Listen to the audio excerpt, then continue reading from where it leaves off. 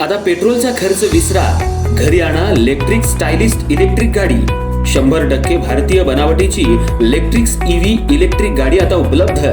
5 वर्षांची वॉरंटी, आकर्षक कलर्स आणि स्पोर्ट्स डिझाइन। एकदा चार्ज करा आणि 100 ते 140 किलोमीटर पर्यंत रेंज।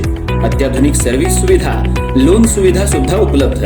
आजच भेट द्या साई मोटर्स, किसान चौक, इचलकरंजी। संपर्क 93 73 27 57 52 किंवा 0230 299 77 66। नो पेट्रोल नो टेन्शन, इलेक्ट्रिकचा स्मार्ट पर्याय।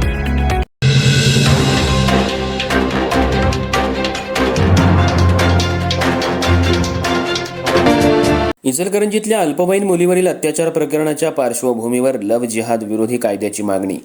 हिंदू जनजागृती समितीचं प्रांताधिकाऱ्यांना निवेदन। इचलकरंजीतील अल्पवयीन मुलीवरील अत्याचाराच्या गंभीर प्रकरणानंतर शहरातलं वातावरण चांगलंच ढवळून निघालंय। या पार्श्वभूमीवर हिंदू जनजागृती समिती, विश्व हिंदू परिषद, बजरंग दल आणि सकल हिंदू समाजाच्या वतीनं मुख्यमंत्री देवेंद्र फडणवीस यांना निवेदन देत महाराष्ट्रात लव्ह जिहाद विरोधी स्वतंत्र कायदा तात्काळ लागू करण्याची मागणी करण्यात आली आहे।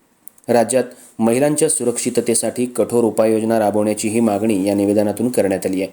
प्रांत कार्यालय चौकात यावेळी जोरदार निदर्शनं करण्यात आली।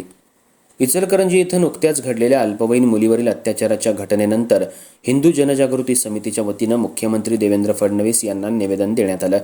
या निवेदनात महिलांच्या आणि युवतींच्या सुरक्षिततेचा प्रश्न गंभीर बनत असल्याचा उल्लेख करत महाराष्ट्रात लव्ह जिहाद विरोधी स्वतंत्र कायदा तातडीनं लागू करण्याची मागणी करण्यात आली आहे। निवेदनात उत्तर प्रदेश, गुजरात, मध्य प्रदेश, उत्तराखंड, आसाम आणि राजस्थानसह अनेक राज्यांमध्ये धर्मांतर विरोधी कायदे अस्तित्वात असल्याचा उल्लेख करण्यात आलाय। महाराष्ट्रातही अशाच प्रकारचा कायदा लागू करून महिलांचं संरक्षण करण्याची आवश्यकता असल्याचं समितीनं नमूद केलंय।